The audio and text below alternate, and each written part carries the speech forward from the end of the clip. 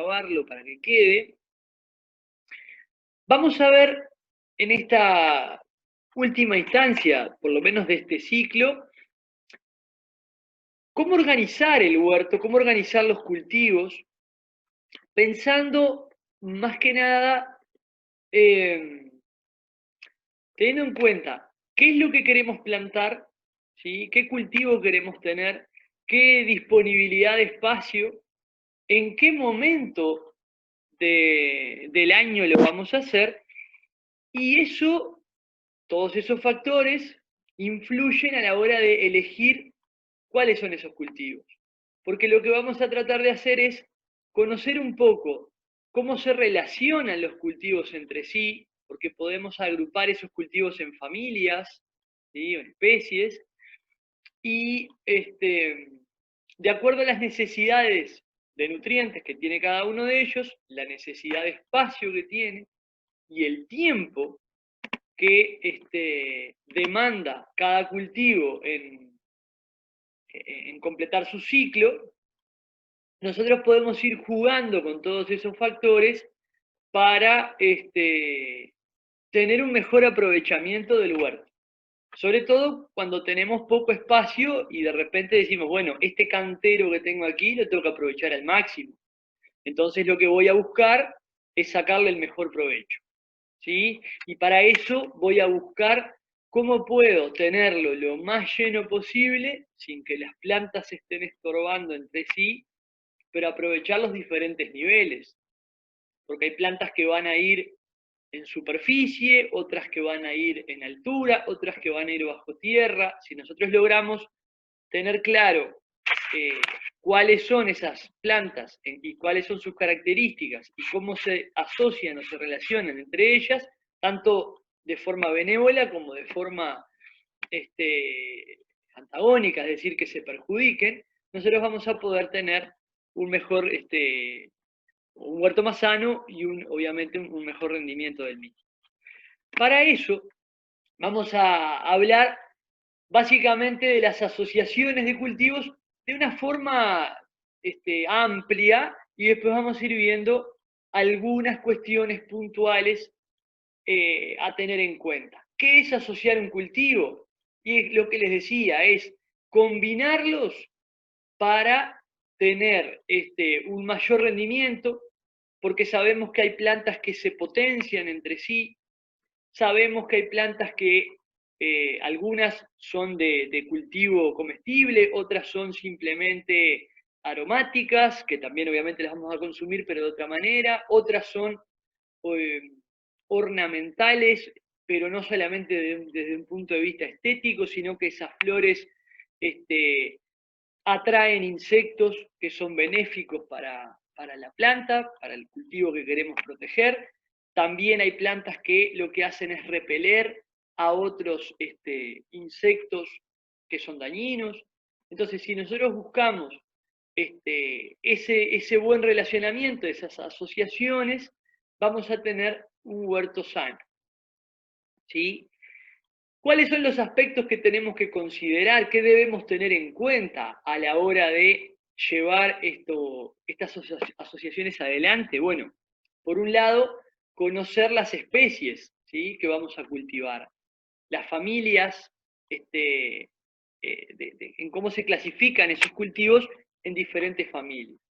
No para una cuestión técnica de saber, me tengo que acordar el nombre exacto de la familia, sino simplemente saber cómo se agrupan y saber que determinadas plantas son, o determinados cultivos son de la misma especie o de la misma familia y que van a consumir obviamente los mismos nutrientes. Por lo tanto, si los ponemos juntos, sabemos que van a demandar más nutrientes del sustrato, de nuestro suelo, y eso va a hacer que tengamos que alimentar mucho más ese suelo de los nutrientes que necesita, pero además se van a estar perjudicando, ¿sí? Van a estar compitiendo por los nutrientes.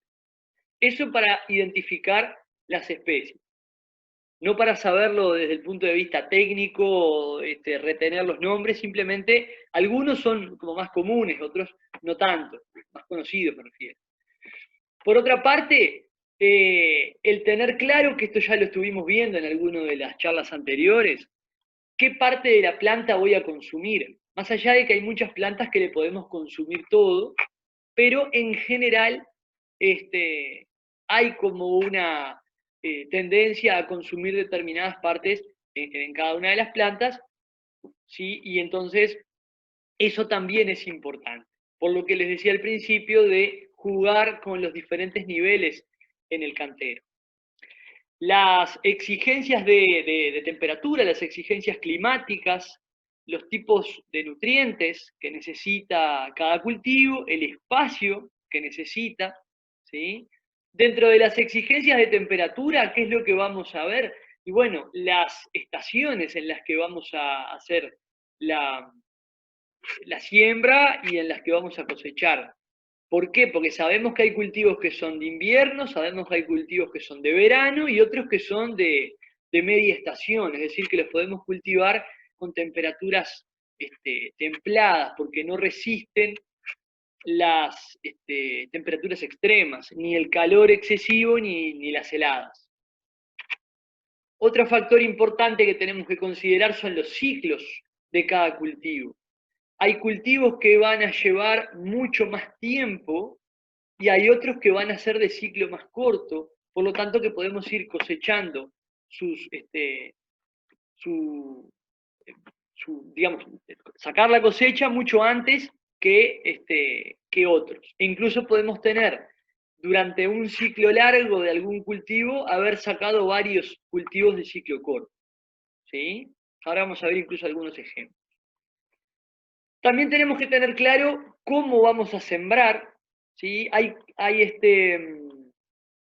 cultivos que se pueden sembrar de forma escalonada, ¿sí? Es decir, que se pueden ir haciendo siembras periódicas como para ir teniendo siempre algo para ir cosechando en etapas. Y hay otros en los que se decide, bueno, hoy es el día en que voy a sembrar y se hace la siembra completa, como por ejemplo puede ser papa, boñato, ¿verdad? Cebolla, se hace en una extensión más grande, se pone toda el ajo también, se pone todo la siembra en el mismo momento. Y pasa lo mismo con la cosecha. Hay cultivos que vamos a cosechar una sola vez, es decir, vamos a sacar, por ejemplo, el ajo, decimos, bueno, hoy sacamos todos los ajos, hoy sacamos toda la cebolla, ¿sí? Pero hay otros cultivos que podemos ir sacando a medida que necesitamos, como por ejemplo los cultivos de hoja. Como yo les decía en alguna de las instancias anteriores, yo si hoy tengo lechuga en casa, no tengo por qué arrancar toda la planta de lechuga, ni tampoco tengo por qué sacar toda la selga, ¿sí? Voy y corto las hojas que necesito consumir y mantengo a la planta con vida, que va a seguir dando un tiempo más, hasta que cumpla su ciclo de vida, florezca y quiera semillar, pero mientras no pase eso, yo puedo seguir sacándole hojas. Lo mismo pasa con los frutos, ¿sí? Por ejemplo, el tomate, el morrón, uno no va y saca todos los tomates, va sacando lo que precisa y la planta sigue dando más tomates o más morrones, ¿sí? Entonces, eso es las diferencias que tenemos que ir considerando al momento de organizar nuestro huerto, organizar nuestro cultivo. El tiempo, la temperatura, la forma de sembrar, lo que vamos a consumir, cómo aprovechar el espacio y cómo se asocian esos cultivos. Esos son los factores, digamos, más importantes. Y acá, como les decía, las familias, algunas seguramente las tengan más conocidas, las tengan más vistas, como las solanáceas, o crucíferas, o las cucurbitáceas, o leguminosas. Son como de repente más conocidos sus nombres. Pero bueno, ahí podemos identificar, ¿sí? Cuáles son esas familias. ¿Qué pasa? Algunas de esas plantas van a competir entre, por ejemplo, morrón y tomate son de la misma familia, van a competir por los mismos nutrientes, igual que la berenjena, ¿sí? Pero, por ejemplo, lechuga y ajo, que los vemos que están bien distintos, bien alejados uno de otro, ¿sí? Se pueden sembrar juntos. O lechuga y puerro, por ejemplo, lechuga y cebolla, por poner un ejemplo concreto, ¿sí? Pero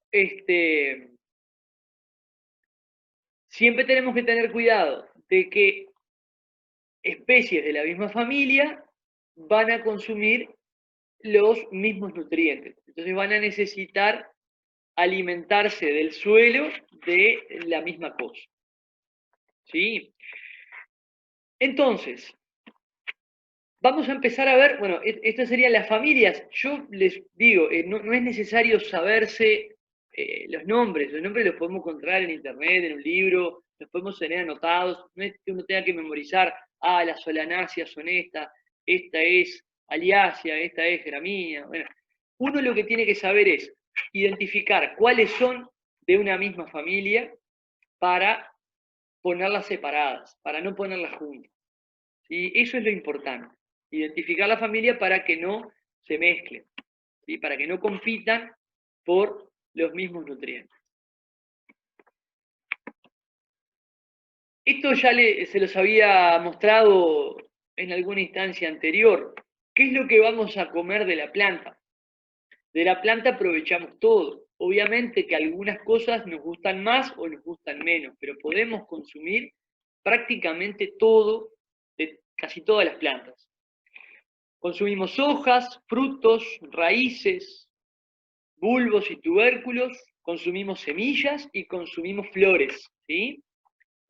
Entonces, saber qué es lo que vamos a consumir también nos tiene que importar para saber cómo lo vamos a poner y qué características tiene cada cultivo, ¿sí?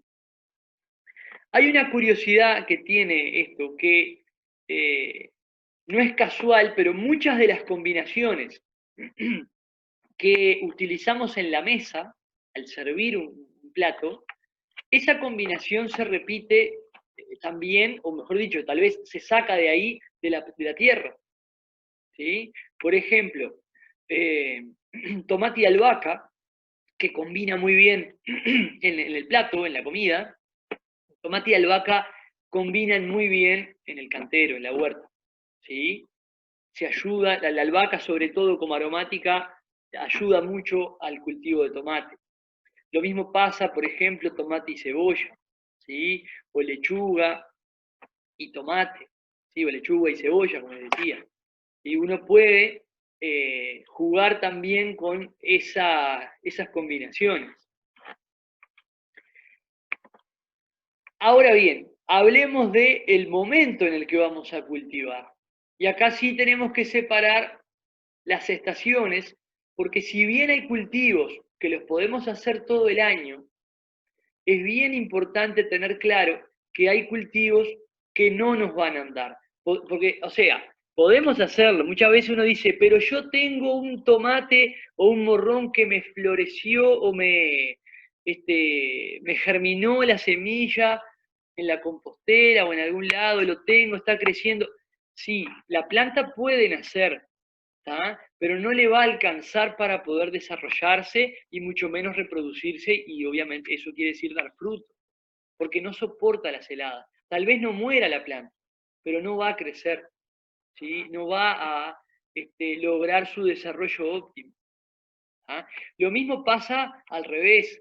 Si uno pone un cultivo de invierno, por ejemplo, ajo o habas en verano, no lo va a soportar al calor. ¿Sí? Por eso cada cultivo tiene su momento de siembra. Y su momento de siembra está asociado a su momento de cosecha. Porque obviamente entre la siembra y la cosecha es lo que llamamos el ciclo del cultivo. Ahora, ¿podemos nosotros generar las condiciones como para poder tener un cultivo determinado todo el año? Por supuesto que sí. Podemos tener tomate todo el año o morrón todo el año si nosotros lo trabajamos con determinadas condiciones climáticas artificiales. Por ejemplo, con un invernáculo generando una temperatura muy diferente a la que va a encontrarse en el exterior. ¿tá? Pero obviamente eso tiene un costo, ¿sí? Tiene un costo que muchas veces lo vemos reflejado cuando vamos a comprar determinados cultivos, determinadas especies en invierno, que en realidad no son de invierno, y terminamos pagando a veces precios que son exorbitantes. ¿Por qué? Porque tienen todo un costo asociado esa producción, o sea, pagamos el precio de tenerlo, de querer tenerlo todo el año. Si nosotros nos acostumbramos a que cada cultivo tiene su etapa y acostumbramos nuestro paladar a comer lo que la huerta nos da en cada momento, lo vamos a hacer de forma natural, no vamos a estar necesitando métodos artificiales prácticamente de cultivo, ni estar forzando a la planta para que dé, porque además en nuestro clima que es templado, con las estaciones bien separadas, tenemos cultivos bien característicos de todas las temporadas, ¿sí? Entonces, es cuestión de acostumbrarse a que, bueno, si en determinada época no hay tal cosa, no la como. Esto lo como en verano, esto lo como en invierno, ¿sí? O esto lo como con determinados cuidados todo el año, ¿sí? Los cultivos de media estación, que son lechugas, acelgas, remolachas, ¿verdad? Zanahorias, es lo que más comúnmente comemos. Que las tenemos todo el año, sí, porque digamos, se adaptan mejor a los climas extremos, pero se les puede complicar. Por eso, por ejemplo, si vamos a hacer un cultivo de lechuga en verano, tenemos que ponerlo con una malla sombra, cuidar de que no le falte el riego, tener cuidados especiales. Lo mismo en invierno, es más resistente para la baja temperatura. Todo depende del momento de repollar la planta, pero tiene sus momentos, ¿sí? Pero saber cuándo vamos a cultivar cada cosa es bien importante para tener un mejor aprovechamiento del huerto. Los ciclos de cultivos, lo que les decía, hay plantas que son de ciclo corto y hay plantas que son de ciclo largo. Las plantas de ciclo corto son las que, por ejemplo, si decimos, bueno, en otoño voy a estar sacando lechugas, en el otoño puedo estar sacando mucha lechuga, ¿sí? ¿Por qué? Porque la planta tiene un crecimiento relativamente rápido, igual que el rabanito, por ejemplo, tiene un crecimiento muy rápido y puedo estar sacando varias cosechas de rabanito. Obviamente tengo que volver a sembrar porque un rabanito es una semilla, ¿sí? Pero puedo estar sacando constantemente, liberando espacio en el cantero y volviendo a comenzar el cultivo, ¿sí? O sea, puedo hacer, en una estación, puedo hacer varios ciclos de cultivo porque son cortos. Pero no pasa lo mismo con aquellas plantas de ciclo largo, donde tenemos que esperar todo un proceso. Por ejemplo, el ajo son aproximadamente 180 días, desde que se siembra el diente hasta que lo podemos sacar. ¿Sí? Estamos hablando de que se hace entre mayo, junio, a veces también se puede hacer un poco antes, noviembre, diciembre, que se cosecha. ¿Sí? Lo mismo pasa con la cebolla y el zapallo. El zapallo tiene un ciclo muy largo.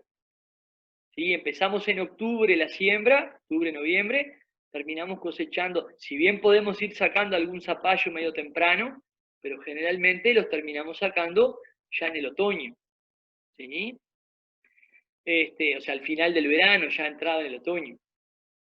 Esos son los ciclos de cultivos. Y eso nos puede ayudar a organizar el cantero pensando que si yo pongo algo de ciclo largo, por ejemplo, pongo ajo y lechuga, mientras ese ajo está cumpliendo todo su ciclo, la lechuga, que tiene aproximadamente unos 45 días, fíjense que durante 180 días que dura el ajo y la lechuga unos 45 días más o menos, un poco más tal vez, ¿cuántos ciclos de lechuga entran en un ciclo de ajo? ¿Sí? Entonces, estamos hablando de que son 4 ciclos. O sea, que yo puedo tener 4 lechugas mientras espero que se haga un ajo. ¿Sí? Entonces, considerando eso, yo puedo ir sabiendo que en ese cantero yo lo voy a ir moviendo y voy a ir teniendo varias cosas. Algunas van a ser fijas, fijas entre comillas, es decir, van a estar más tiempo con un ciclo largo, y otras van a estar removiéndose con mayor frecuencia. Al momento de la siembra, como les decía, la siembra la podemos hacer concentrada, es decir, toda junta, decimos, bueno, se selecciona el día, generalmente lo que se utiliza son calendarios, que puede ser un calendario lunar o el calendario biodinámico, que eso puede ser alguna charla linda para hacer en algún otro momento, o conseguir a alguien que esté bastante interiorizado. Yo lo utilizo, no me considero experto en eso, porque obviamente uno va aprendiendo, pero es algo bien interesante a considerar. El calendario biodinámico, es decir, manejándose con los movimientos del Sol, los astros, y otro calendario es el calendario lunar, que es como más, no tan específico como el otro. Pero la luna nos marca momentos para cosechar hoja, planta de hoja, cosechar plantas de raíz, para sembrar, momentos para podar y para diferentes actividades en el huerto. Los ciclos de la luna nos van guiando en esas tareas. No quiere decir que no se pueda hacer en todo momento, se puede hacer en todo momento, pero es como más propicio eso. ¿Sí? Bien. La siembra concentrada se utiliza generalmente para cultivos de ciclo largo. ¿Por qué? Porque vamos a poner todo ese, vamos a hacer un cantero de ajo. Bueno, llenamos ese cantero con los dientitos de ajo, o de cebolla, o de papa, lo que sea. Yo ese cantero, salvo que utilice otros cultivos, como les decía hoy, para ir asociando lechuga, rabanito, alguna otra cosa, que son de ciclo corto, yo ese ajo no lo voy a mover.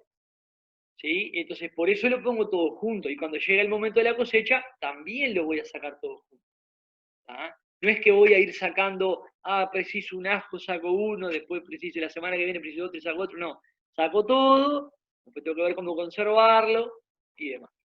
Y la siembra escalonada lo que nos permite es ir teniendo, repitiendo el ciclo. ¿Sí? La siembra escalonada es ideal para ciclos cortos.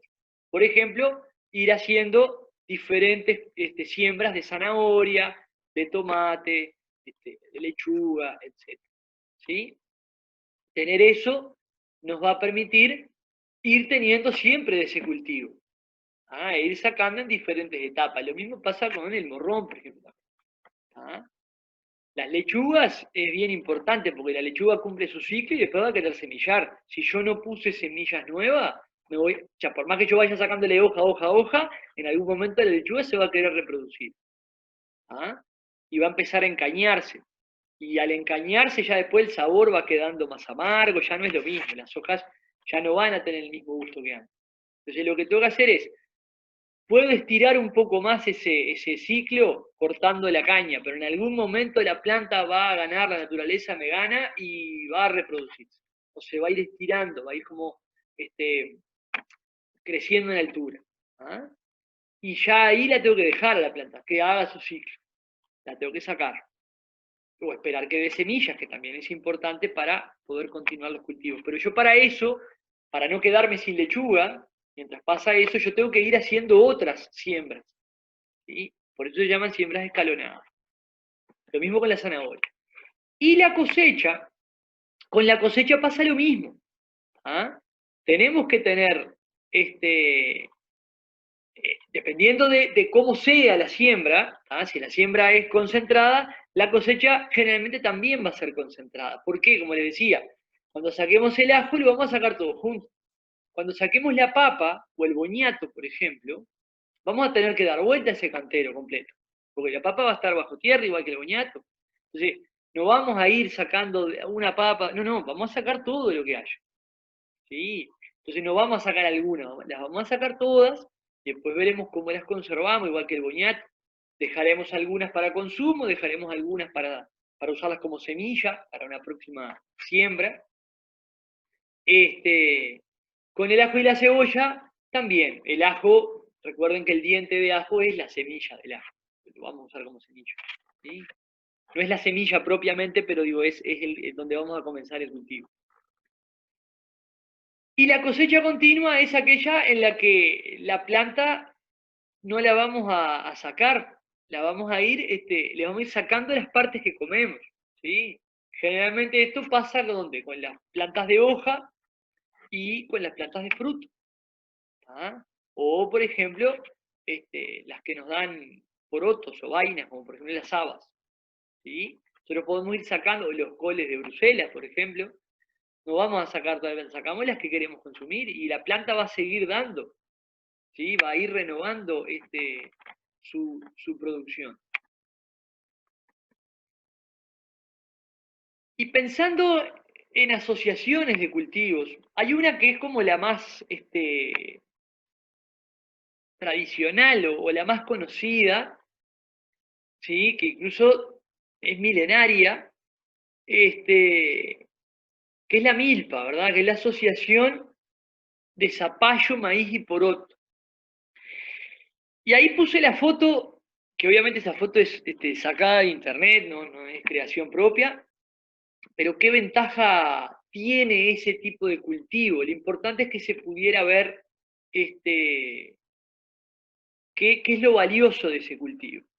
Ese cultivo tiene, por un lado, tiene el poroto que va a aportar nitrógeno al suelo. ¿Ah? Las leguminosas tienen esa ventaja, lo que hacen es fijar el nitrógeno al suelo, que después otros cultivos van a necesitar, como por ejemplo las plantas de hoja, ¿ah? Pero también el maíz lo va a precisar. ¿Sí? Entonces el maíz se va a alimentar de lo que el poroto va a fijar en el suelo, a su vez el maíz le va a permitir al poroto, a la planta de poroto, sea cual sea la variedad, no importa cuál, ¿sí?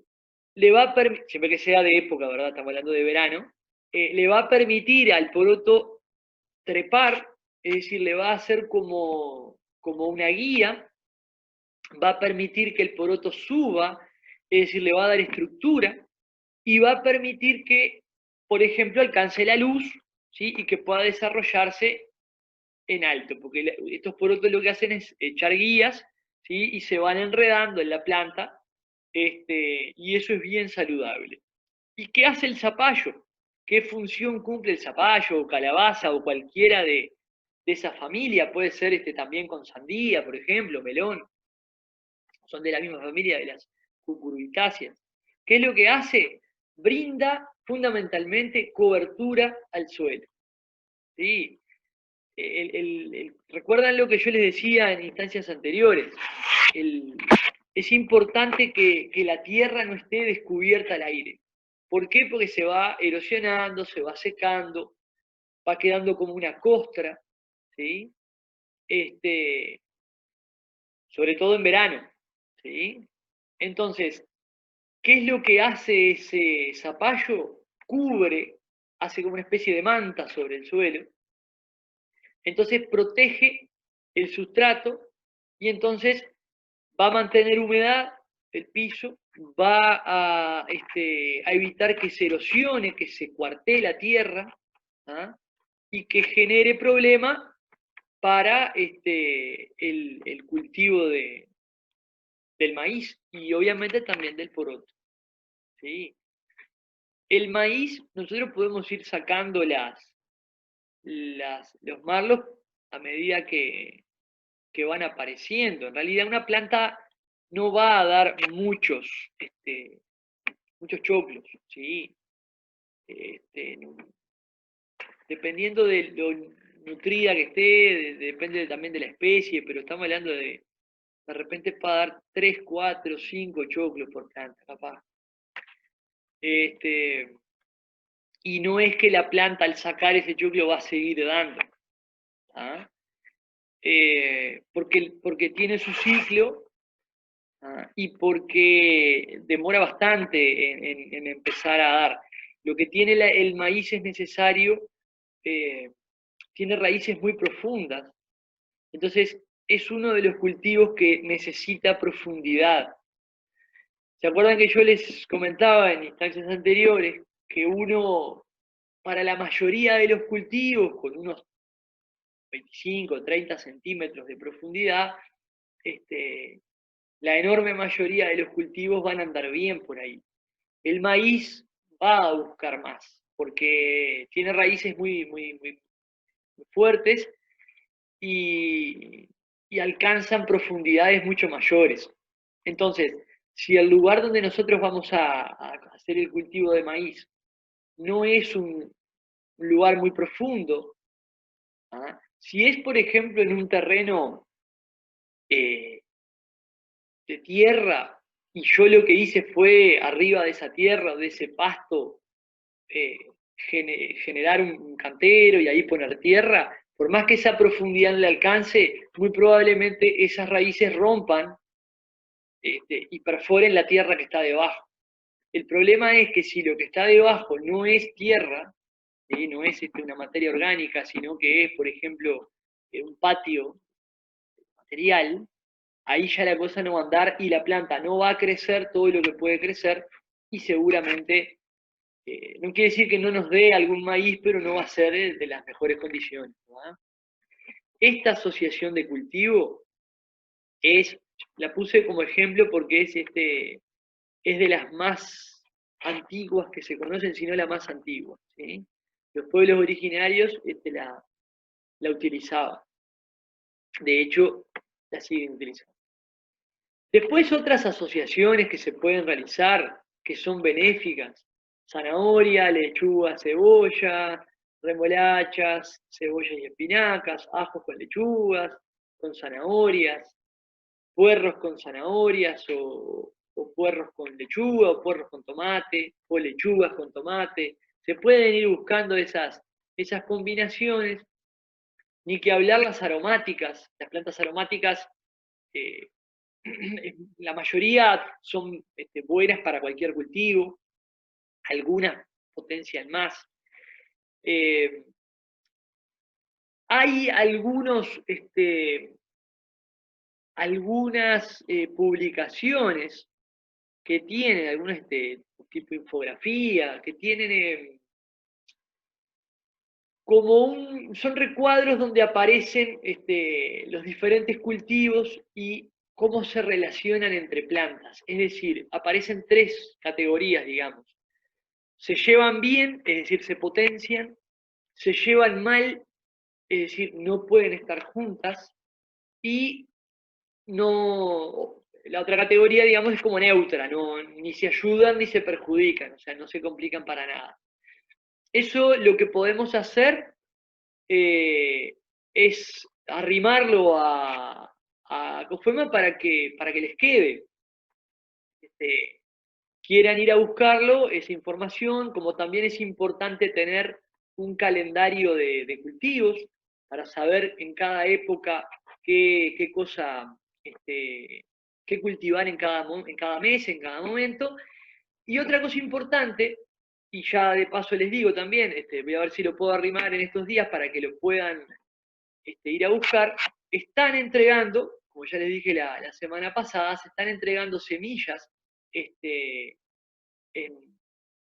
en Cofuema, así que pueden ir a retirar. Sobre todo hay muchas semillas que son para empezar ahora, es una linda época porque ahora empiezan los días a ser más largos y se hace más lindo, uno puede estar más tiempo afuera, hasta más tarde, de repente sale a trabajar y tiene la posibilidad de tener algunas horas más de luz como para sentarse tranquilo con el mate, ir pensando la huerta, el cultivo, lo que tenga a mano, un cajón, como les decía, no tiene por qué ser una gran extensión, pero ir pensándolo, buscar su aromática, aquello que le guste tener, y uno se va entusiasmando y después van a ver que le agarran el gusto y van a querer siempre estar seguido. Y bueno, como siempre agradecerles, les dejo ahí una serie de canales si quieren tener mayor información.